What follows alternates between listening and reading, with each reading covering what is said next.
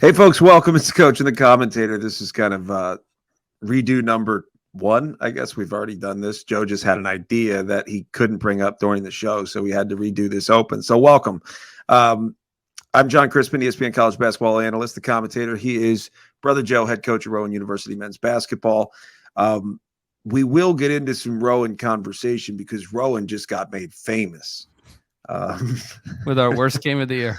Yeah. Rowan 20-4, right? You're 20-4. You just won your conference regular season title. But Rowan falls victim to the internet. We'll get into that. We'll talk a little bit about the Super Bowl, but I want to get started, Joe, just to just make mention. I think this is a hard thing to talk about. You and I have connections to Michigan State. We played against Michigan State. I know Tom Izzo very well. I understand that community pretty well, having called so many games there and really have invested time there. You get to know people the more time you spend there. And what they're facing right now is it's hard to put into words. 3 people killed, 3 students killed, 2 juniors and a sophomore, 5 critically wounded in a mass shooting. And it's awful. And one of the things I talked about on our radio show today on SiriusXM was basically how people criticize sports until they need them. And I felt like this was an interesting way to talk about this because I think you'd agree with me that sport has a very unique, unifying, characteristic to it. It's unifying, but it's unifying more to the core. Superficially, I think we get arguing about sports and the specific things we like, don't like, our team, their team. I don't like the coach. This player stinks. That player stinks. I have opinions, that type of stuff. But the reality is when life gets real, we do turn to sports. 9/11, right? 9/11, it got that way where it was about coming back and having sport again after 9/11. It was a big deal. And I think this is going to be we had this guy named Greg Waddle on, and he works for the Field of 68, and he's from Michigan State, from the area, went to school there, and he just had a unique perspective because he reminded us that we're actually looking forward to getting sports going again because of this. And I was like, wow, it's funny how we're so critical of sports and how sports is not the most important thing on the campus, yet when stuff like this happens, it almost feels like it is. Like, do you get that sense? Well, especially to a community like that. I mean, I think we don't realize historically how rare what we have is, right? If you think about the world, just how old civilization is and how young our sports culture actually is. Particularly when it's connected to universities and countries and all this other stuff. But, it's certainly a super sad situation, as I've said to many people, sadly, that just doesn't surprise me anymore. I mean, I work on a college campus and you go through all these drills, active shooter stuff and whatever else. And you're just like, yeah, this could happen. I mean, anywhere. Like it sadly is an assumption, and you put all these protocols and, but no matter what community is, it hits home, and particularly for somebody like Michigan State, who's got such great athletic programs and in particular basketball season right now. When you cancel something that is central to the community like that, that's significant to say the least. Yeah. Well, it's interesting because I did have some conversations with people local there, and they just said, yeah, there's no question we shouldn't play this game against Minnesota. There's no question, but it was a conversation about we do need to get back to sports because that's how we come together. And I found it interesting because, again, within the school culture, especially today, athletics is kind of on the chopping block. I don't think we realize it is. But this conversation when it comes to, the pay for play model, does football separate from everybody else? Well, to me, that could lead to a real shock to the whole system of sports and the culture on campus. Because if you go that route, you may sacrifice a lot of the other sports and it just won't have the same feel. It doesn't mean that basketball won't be competitive or football won't be competitive, but try to explain, because I think I've had a tough time explaining this to people, what the sports culture at Penn State really meant to us as basketball players and what it may have meant to football players. Because again, the conversation is more like, oh yeah, it's a football school. Well, we meant a lot to them and they meant a lot to us. But also volleyball meant a lot to us. And soccer meant a lot. I'm sure you married a soccer player. Like baseball mattered. It was all part of the fabric of, and the culture of not only that community, but the campus itself. So can you put that into words? Yeah, you think about you're getting the whole this down the road. Yeah, well, I think this is a reminder of how special and important it is, because even as student athletes, what do you come back to? You come back to your team, right? But your team represents a bigger piece of the university, and you have a chance to represent, in a way, be the face of the university going through what they're going through. And this is not the first time this has happened, sadly, at Michigan State. Now, I was floored by the New York Times. I shouldn't be so floored. I shouldn't be so surprised. But the New York Times put something out like Michigan State, once again, in the media, and not for the right reasons. I was appalled. And those people, I mean, if that's actually still a paper, it should burn. As if like that's what defines this university. And I found it to be appalling. As if anybody had control over that. Like, I mean, and to tie those two together without launching into like a huge separate episode. I think like when people started athletics at universities, that they underestimated how powerful a unifying effect it would have. I think they viewed it as part of their educational mission, but they had no idea kind of the monster they were creating. Because they probably didn't realize the value. They probably didn't realize the monetary value. Positive. No. I'm talking positively and negatively. Negatively meaning like, whoa, this is turned into a monster. Positively in the sense of like, wow, we didn't know sports had the power to do this. Why would they? Basketball was barely around. Football was barely, it wasn't even in its present form. It's kind of like the early Harvard and Yale and Princeton, baseball, and all this stuff. Like it created a unifying force. I think that's the thing when it comes to universities, particularly today, that I think many of them understand this, but oftentimes coaches lose sight of this, and it's easy to lose sight of just how there isn't anything else on campus that can get such a diverse group of people, which is what a university is made up of, together under the same banner. Abby, our oldest, is in the musical theater. Well, that's not going to attract such a diverse crowd. Sports has the power to attract a really, really diverse crowd from all walks of life and whatever. And so when it does come time to gather back, that's what they do. Yeah. It's really ingrained into our culture, but it has taken decades to get there. So that's a whole nother thing that we've gotten to in the past. But certainly a sad situation, and as is typical in our culture, probably for good or ill. Sometimes you could say it's a powerful force for good. In other respects, you can say we're probably looking to sports sometimes to give us more than it can actually give us. Right? Sure. Cities do that, and people do that. It kind of becomes, there's plenty of books that have been written about, the kind of the religious nature of devotion when it comes to sports. So, but there's some truth to it. So, hopefully I don't even know what to say about the situation. It's so bizarre and sad.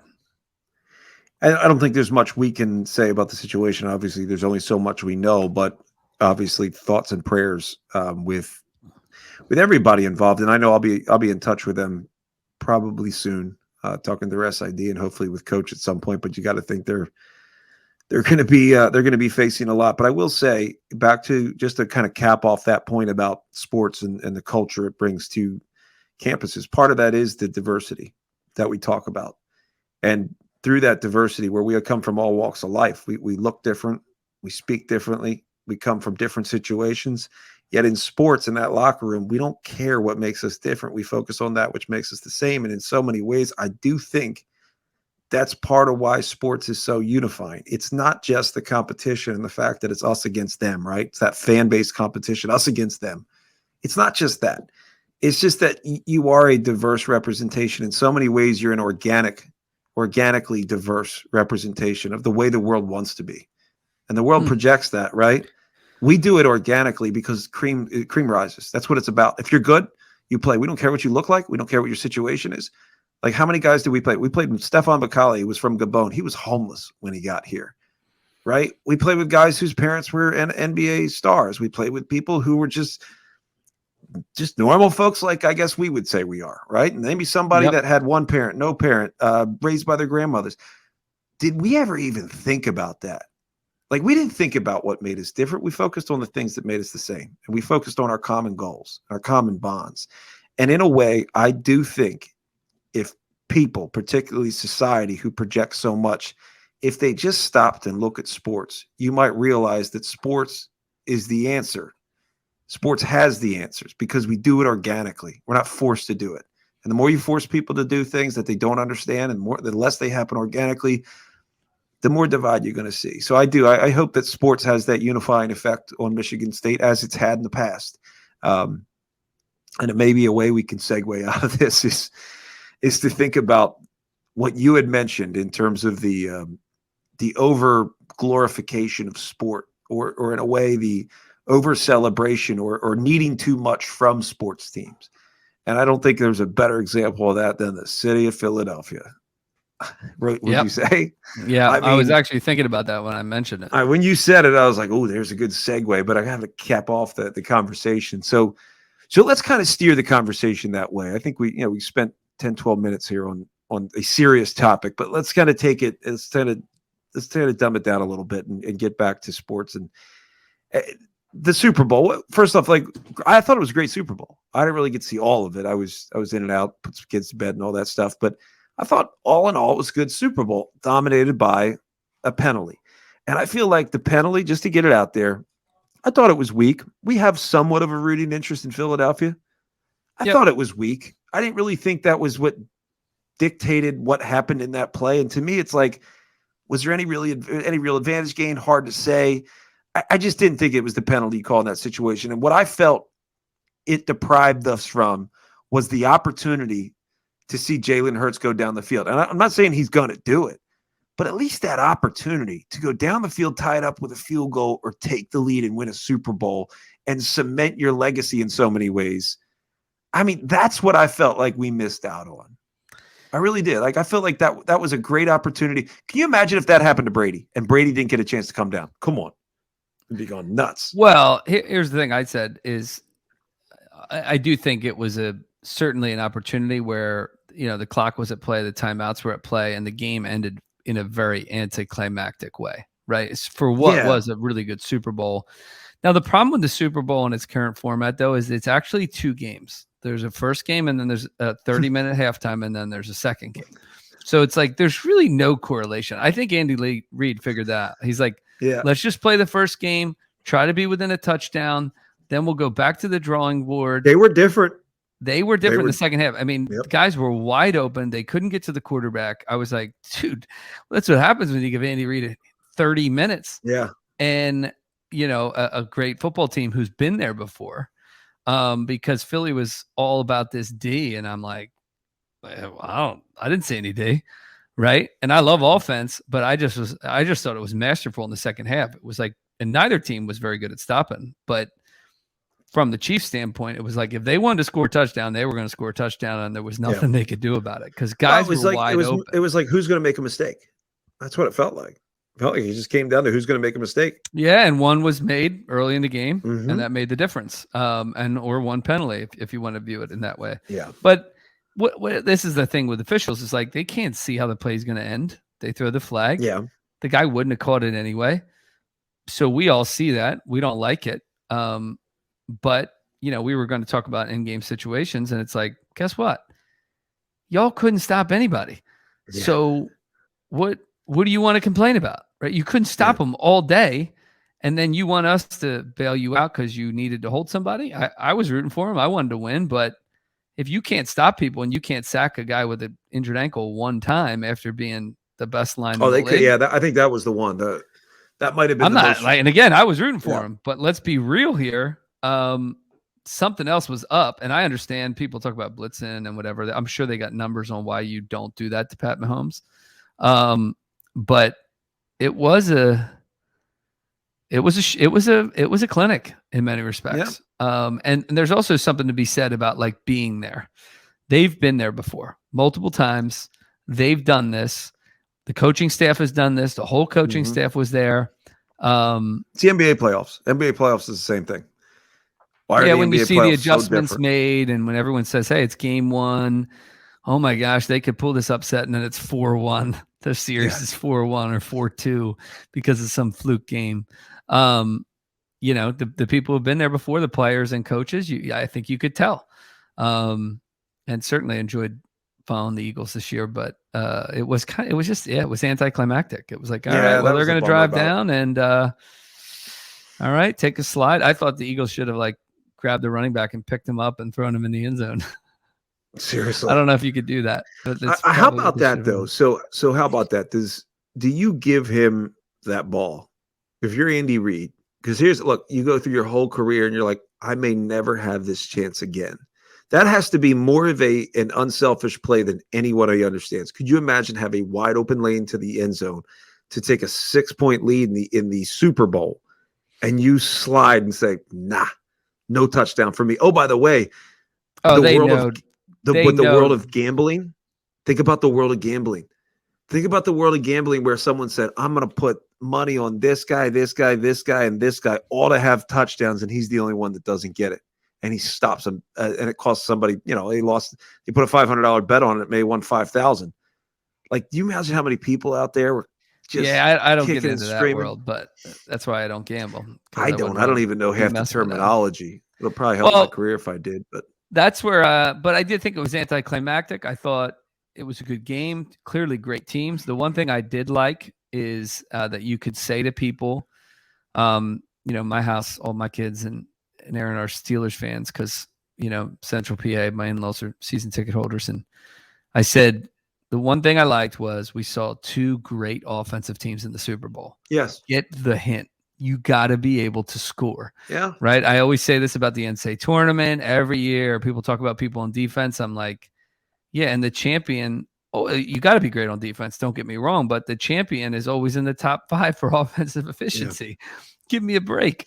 It's the same thing in this defense wins championships. Yeah. It's like, sure. As long as you got a great offense. As long as you outscore your opponent. Yeah. And there have been exceptions, but the moment there was exceptions, like the old Ravens, what did they do? Change the rules. Hasn't been an exception again. Yeah. Right. So I think we've had some bad. College basketball is the only thing behind there. The rules still favor the defense. Yep. We've already gotten into that. No, I don't think the rules favor the structure favors the defense, but the rules are supposed to not favor the defense, but they do. But the way they're applied do. Yes. Absolutely. So the Eagles probably lose what? They lose what? An offensive coordinator and a defensive coordinator? Yeah, that's the problem. You get pillaged, man. It's tough it's tough to keep winning. So we'll see if they figure that out. That's true everywhere. Like winning is hard, right? I'm sitting here as a D3 coach. Like winning at a high level is hard. That's a good segue too. Of like it's just hard to win and then to keep winning. And people aren't feeling bad for me or anyone else, but it's hard. It's hard when you, especially if you want to connect seasons together. You're like turning into a broadcaster, man. Like you took us to a segue. You took us right to a segue. Like winning is hard. Let me show you how hard it is. Yep. All right, let's do it. We need to talk about how winning being hard, but we also need to talk about the connection. Let me introduce this, right? The connection between the end game situations in the game, right? Because first off, introduce it, but people need to know what we're introducing here. I'm going to introduce it with just most people. Even though I was kind of miserable, I wasn't miserable about the end of the game, but we have the most attention on SportsCenter and on the ESPN app and anything else you clicked on. And anyone I talked to would say, "Oh my gosh, sorry, I saw the end of that game." I'm like, "Oh, you mean you who didn't even know we were dominant?" Playing and dominant. Yep. And we 4 points up, 5 seconds left, the game's over, and they hit 2 threes after they had gone 2 for 13 the rest of the game. So we lose this game it was over. I mean, it's impossible, but up 4 or 5 seconds left. Yes, it was pretty much. Yeah, with them on a side out of bounds, at least not a baseline. But yeah, the end of the game was what everyone was aware of. But the story on my end was that actually wasn't the frustrating part of the game. Yeah. And I can certainly explain that without getting in trouble myself. But I think that's a worthy topic because end game situations, a lot of times we view them as if they happen in a separate vacuum or a separate universe. And this is something I've been arguing about for years this was our second lowest scoring game of the season. We haven't been in the 70s since November, right? And this game, for a lot of reasons, was not a normal game for us. It was jacked up a little bit. And that made the end game situation almost as if contextually that could happen, right? Whereas I got you. We average 93 points a game, we're high flying, we're flowing. That changes the way end games go, right? It changes the feel of the game. I don't think that's as true, frankly, in like football, because there's not the same interconnectedness, right? A team's going to go to a prevent in football and try to make sure they don't give up the long touchdown or whatever. Whereas like in basketball, I do think there's an interconnectedness that the flow of the game for 35 minutes does profoundly impact the last 5 minutes, or if you want to go TV timeouts, 4 minutes, right? Yeah. The way the game is played, the fatigue of the players, what's working and not working. Can you get a bucket? How do you get that bucket? Is it just a grinded out game? Well, you can show the ending, but I think that's the larger conversation that I think is a good takeaway that general people, coaches or whatever would probably like to hear. So we'll watch the ending. Difficult for me to do. Yeah. Honestly, it's difficult for me. I was watching it live too. You want to talk about torture. What people probably don't understand is our father can't watch Joe's games. He can't. Right? Which the way I am with Elijah, I can understand, right? True. But Dad's gotten to a point where he's like, I can't get into it, so I can't watch. Yeah. Like, so he's seen a couple, but it's pretty hard for him. So I'm going to add this to the stream here. We'll take a look and kind of let you talk through it. All right. So up 4. Yeah, look at that thing. The wildest college basketball ending in the year. It might be. I think you got to press play. I'll talk you through it. But I think. There we go. There you go. So we're up 4. Hang on a second.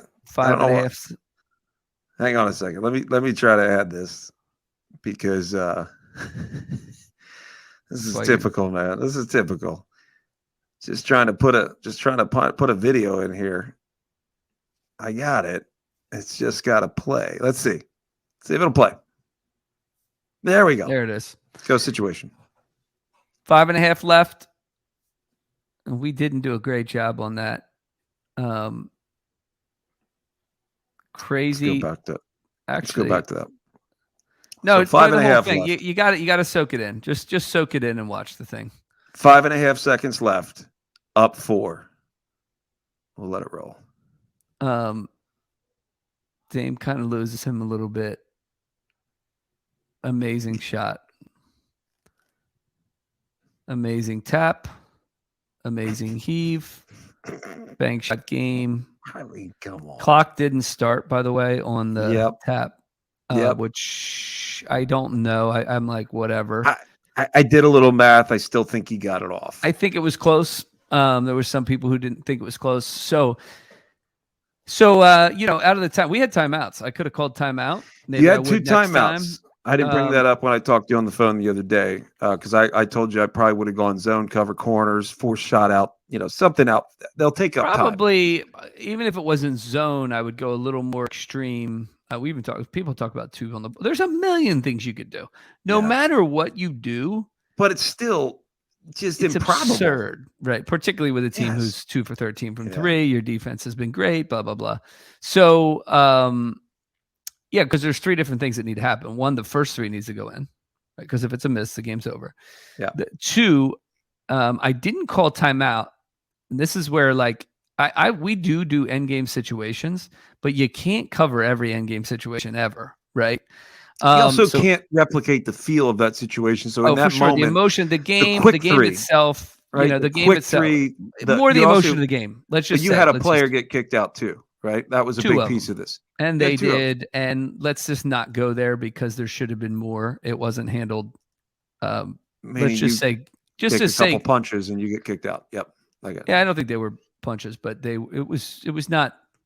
I was not happy with management of things. Let's put it that way. Not adjudicated properly. So, with just the whole feel of the thing, but in the timeout, the one thing that we did understand is if they made a shot and you can get it out immediately and throw it into the backcourt, we were going to chase it down, game over. Yep. So Jazeer gets it right away. He hesitates 1 split second, and the kid makes an incredible tap. If he doesn't hesitate, because he was essentially trying to wait for the attention of one of my players. Yes. Which I get. Instinctually, I get. Maybe that's why I call the timeout next time. But I didn't need him to wait for him, right? Yep. And it's like, give me a break. I'm not mad at Jazeer. Jazeer dominated the game. He's player of the year. But if he throws it right away, that kid can't track it down and make this great athletic play to tap it away. Even if he does, though, what's the chance of getting up another shot? So, but the point being, like from a teaching perspective, if you throw that in the backcourt right away, what's my timeout? My timeout's not better. The only thing that's good about a timeout is it gives the chance for me to say to the officials, they're going to foul, right? Right? Like call the foul in the inbounds, isolate something. Yep. But even then I might still be throwing it in the backcourt. So, would I do something differently? It's one of those things like, I guess, probably would have guarded the inbounds more specific, right? I would have not covered the inbound. Well, that's possible too, but I would say that opens you up to a really good chest pass right towards the rim in a quick thing too. There's other things you can do on the inbounds to think just to make them take a dribble, deny it, something like that. We didn't play that inbounds as well. That would probably be the only thing in that scenario. He still hit a ridiculous shot in the corner too. Particularly if you saw the shooting percentage. All right. So 2 of 13 you said from 3? Yeah, I'm just saying like they're not a great shooting team. They struggle to shoot. So but they played us hard, and listen, we're getting everyone's best. The game was not fun. Let's just put it that way. The ending itself was not what has left a bad taste in my mouth, right? So but I give them credit. They competed, and listen, we're undefeated up until that point in conference. You're going to get everyone's best. True. And I think our team, we were tired. I mean, even Saturday we won, and we have one more regular season game, but we won. We clinched home court advantage. We clinched first place for the first time in 24 years. Well, you clinched the regular season championship, right? Yeah, that's what I mean, first place. And our guys were like, because we didn't win great, right? So, which I felt was encouraging of like, we have a high standard and we didn't reach that standard, but I still had to step back and go, hey guys, you've really done something great, but we wanted to go undefeated. We did. Yeah. So that's how it was taken away from us. But, I think there's a couple conversations, right? Is like, you could do something different. You're right. But when you say, well, if we did something different, you shouldn't assume that it's better. Right. Yes. We talk about that all the time. And that's the thing of like, it could explain that. Worse. You got to explain that and put it into a scenario, because I've had this conversation with coaches. Just go to a scenario. It's real simple, right? Yeah. Let's just say, we did a better job on the inbounds, and I emphasized the inbounds. We could have fouled a guy on a 3-pointer and they tie up the game. Now that might have been better, and ultimately, I guess, because I think, we're a strong team. We feel fine in OT, but although we had some foul issues, so did they. But like there's when people, the Monday morning quarterback, for example, to say, if only we had done this, or what I always say to my players, I always say, listen, I want everyone in our locker room, everyone, the guys who play a lot, the guys who don't, I want all of them, when we lost that game, to think, if coach had played me more, we would have been up 10. Yeah. Right? I want them to have that kind of confidence. I was like that. I like that with the Suns. Yeah. If coach had played me more, we would have made the playoffs. I still believe that. Why they playing this Stephon Marbury? Yeah, well, I'm saying, play me with Steph. They need a shooting, man. Give me a break. Yeah. I would have got you to playoffs. I believe that. I have confidence. But you also need to have some humility to recognize that the opposite might be true. We might have been worse, right? Something worse might have happened. Somebody might have gotten hurt. I don't know. Something crazy that you don't know. There's so few things that we actually know. So it's the same thing with like, up 3, do you foul? Right? Percentage-wise, they're very, very similar. They're almost the same, right? People don't know that. They get overly dogmatic in their opinion. And I'm like, listen, we got a really high sample size right now, and it says it's pretty much the same, right? The likelihood of them hitting a tough 3. I've lost 4 games all year by a total of 7 points. 3 of those games involved late game 3s. Buzzer beater twice, and 1 with less than 30 seconds left. Well, I can make an argument in the other 2 games, actually, and they do this in Europe, for fouling up 2 more than up 3. Yes. Right? Because fouling up 3, there's still a chance you lose that game. Fouling up 2, it's very unlikely. They usually will take guys off the line. Michigan State, Purdue, when they threw it into Zach Edey. I said that, and I think most people looked at me like, do you know they're only up? They're up 2? And I go, I know. I would foul and want the last shot. They have an advantage throwing into Edey. And it's more likely that he gets fouled than and 1, right? I would foul right away. Well, particularly if it's a 1-on-1. It's a 1-on-1, and I would leave. And first off, I'd foul and put Edey on the line, because no one else is jumping over Matty Sissoko and Malik Hall and some of the other guys, for Joey Hauser from Michigan State. So you put the biggest guy on the line. You say, look, we got 8-9 seconds left. I would rather play in overtime at home. Situation, that's what they've not typically, but plenty of coaches do that in Europe, and people don't realize that. But it's crazy here. It's crazy here. So people, I won a game one time in Turkey that I made like 10 free throws in the last minute of the game down. We were losing. But I was really, really hot from 3. We had 1 or 2 other really good shooters on our team. It was a playoff game. So they were just fouling so you didn't shoot. They were fouling. They were very confident in their free throw. Remember Preston Shumpert from Syracuse? He was on the team, Besiktas. Yeah. So they were a really good free throw shooting team. So we had to foul them. But instead of allowing us to make a 3, and I think I had 30-something in the game. I was hot. Our other guy was hot. They would foul us. We made 10 free throws in a row. I think Preston or one of his teammates finally missed 1, right? And maybe it was 2. But I think it was 1 because we cut it to 2. And I came down, maybe it was 2.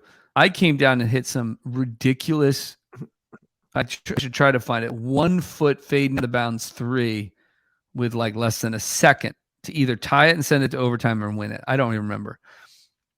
The likelihood of me hitting that shot and us making all our free throws, it was higher than what happened in that NJCU game. It was higher than, like, it was absurd. It's why you like sport. Now, I don't like those. I want 20-point blowouts. Let's be real. I'm a coach now. I don't need it interesting, right? Elijah's game last night, I was stressed out. Well, Elijah thought he loved the game. They beat Glasgow in overtime by 5. He thought it was a blast, right? Oh, man, I made it interesting. I'm like, yeah, you stunk in the third quarter and you lost your lead. How about you guys do better there? Well, that's because I'm a coach now. I don't care what all right, I want the fans to be happy, but you can be happy that we scored a lot of points and had fun. But the point is, you could make it a different decision and have a worse outcome somehow. Yes. Right? I try to accept that. And I don't do a good job accepting that, right? I don't. I still stay up at night saying I should have done You're saying you try to accept that, you acknowledge that, you just stink at it. Emotionally. Intellectually, no. Intellectually, it's emotional. You can rationalize it, but your emotions point you back to because I hate losing. Yes. I hate losing. And even like, it wasn't even that, like, it hasn't changed anything for us. We're still in first place. We still have a good chance of hosting. Like, we still need to keep winning, just like we were planning to do. Like, we're still focused, whatever. It's not that big a deal, but I hate losing. I hate it. Yeah. Right. And when am I going to really be a good loser? I don't know, man. I don't know if that's ever going to happen. You probably wouldn't be coaching if you were a good loser. But the point is, yes. And the point is, it's just like intellectually, it's true. It just takes me a few days to get there. Like, you don't know what would have happened. You don't.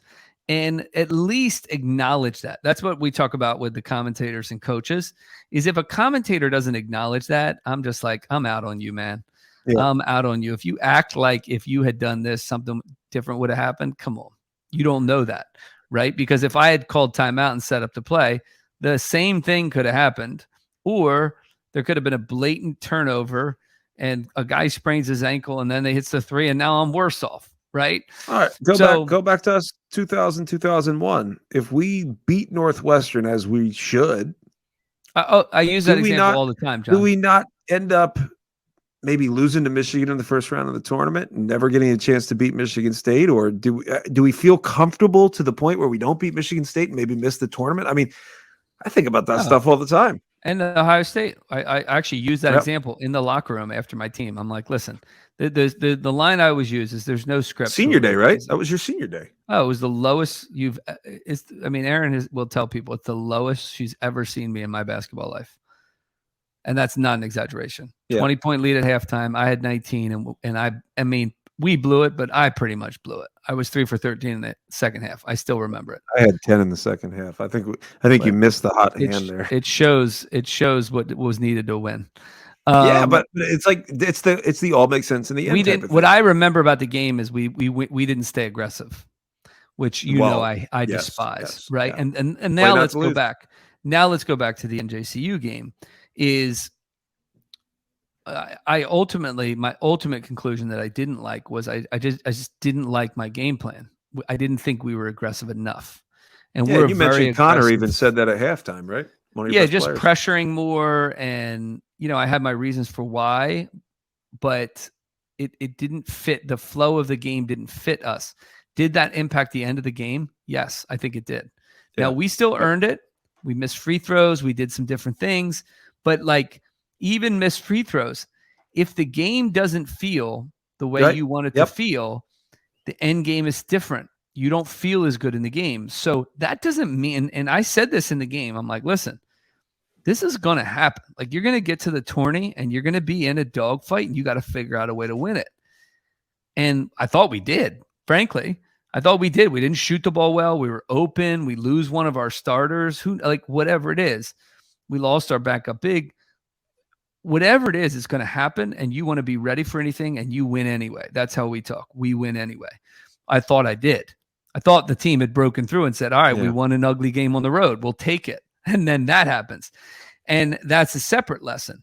But from a teaching perspective, every team has a certain feel that they like in the game, a certain flow. So even our game at Saturday, the two teams that we just played, NJCU and Rutgers Newark, are very physical. I think sometimes too physical, let's be real. Yep. But they are well coached. They're very physical defensively, and sometimes my guys think it's foul and it's not. And other times I think they got a fair point. But the last two games, because we didn't shoot well or whatever, didn't feel great.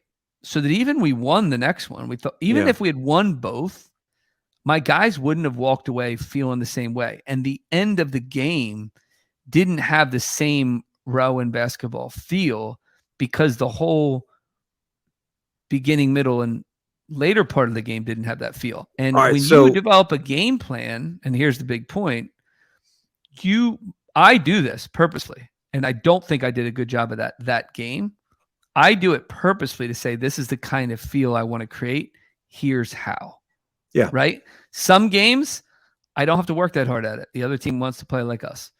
Other games, they're a complete opposite. I got to work harder and be more creative. And sometimes you get it wrong. Again, would it make a difference? Of course, I think it would have, but no guarantees. So I have this thing when I watch certain teams, and I've talked to different coaches about this. I said, there's two different kinds of teams when I'm looking and scouting or prepping for a game. I said, one team is I've got to stop what they do. I got to keep them from doing what they do. And I pretty much win the game. The other team is a little bit more challenging, where you kind of have to craft a game plan that keeps them from being who they want to be. And it almost sounds like what you're talking about is the latter. I've got to keep you from being who you want to be in the game. I got to keep you from you imposing your identity on the game, as opposed to stop this action, or don't let them run this play, or don't let, Jazeer get open ISO opportunities at the foul line. Like, it's less about stopping structure and more about stopping or limiting identity. Would you say? Yeah, I think it's identity, and I think identity is usually in basketball the cool thing. So one is identity. I would be more proactive to say, no. How can we establish ourselves and our aggressive identity on you? That's the game plan, right? That's what the game plan, question is what the game plan is based off of. And sometimes it takes more creativity than others. And sometimes you have this great idea. And like, for example, this wasn't a great shooting team. We guarded pretty well.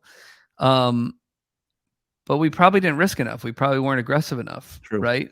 To get the flow going. We didn't get as many easy baskets, right? Now, some of that was we were turning the ball over, but maybe some of the reason we were turning the ball over is that the game didn't have the flow we wanted. Yep. Right. Some of it was it's a long road trip, blah, blah, blah. But maybe that was it. It just didn't have the nice flow that we usually create. Long road trip from South Jersey to North Jersey. Well, yeah, but we're not. Someday you'll cover more. Yeah, some days you'll cover 2 more hours, miles. and then it's 2 hours. You hop on a bus, you're eating snacks, you sit in the stands, and then you warm up for 20 minutes. Like it's not, So, and again, we're used to it. It's no big deal. That's not the reason. But the point is, you want to develop a game plan on the basis of that. But the other point of that is, I always think that there's something, right? It might be someone. Right? Like for some teams, it's this guy needs to set their plays up. Yep. It can be something as simple as that, right? Like every time they score, it's not even that this guy scores or this guy made the play. It's that this guy started the play, right? Yep. So that every day in practice, this guy sets up the play. He calls it out at half court and they run it. And then they come back and they give it in his hands. So that's a contextual thing that if you can disrupt that, maybe you've disrupted the whole team. Maybe you've disrupted the whole offense, right? You just by trapping them and making someone else bring the ball up, for example. Less and less teams are like that, but there's still teams like that, right? For others, it might be, they need there's so many examples, right? They need this post guy to score out of the post so that they can free up their shooters, right? Simple example. True. They need kick out threes, right? Well, if you take away that, now they're searching because that's actually what's core to their identity is this guy, right? They got an All-American big. This guy getting buckets first and then setting everybody else up second. And if you watch enough of their games, that's actually, that's actually what it is, right? That's the core of who they are. That's their identity, so to speak, in action. And if you can disrupt that action, now you've gained an advantage, right? True. So I think, I don't think we did a great job of that. I think we did some really, really good things, but in hindsight, that's something I would change more than, the specific inbounds things, though. Sure, I would probably do that inbounds thing a little bit different. So I don't know what I was doing. Did you see this? Did this pop up? Yeah. That's you clicking buttons. It's me clicking buttons. The last thing I want people to do is leaving comments. Too many. Actually, no, we do want comments on this show. If you want to stream, we should try a stream at some point. That's a good idea. Yeah, like a live stream and let people comment. If we can ask for comments, we missed last week. We're going to be once a week, right? That's our goal is once a week, 45 minutes, especially during the season. Maybe we'll do some quick hitters. But cover more topics in that like 45 minutes or so. But maybe we could do it where we set up like a live stream for like the Final Four or something. where we can just talk, answer questions, take on things that no one else wants to talk about. I like that. I feel like there's a lot of that where it's like we all want to talk about things, but we want to control how we talk about them and who hears us talk about them. Whereas I just like when people pepper me with questions. I think it's great, and I love answering questions that people think I'm not going to want to answer.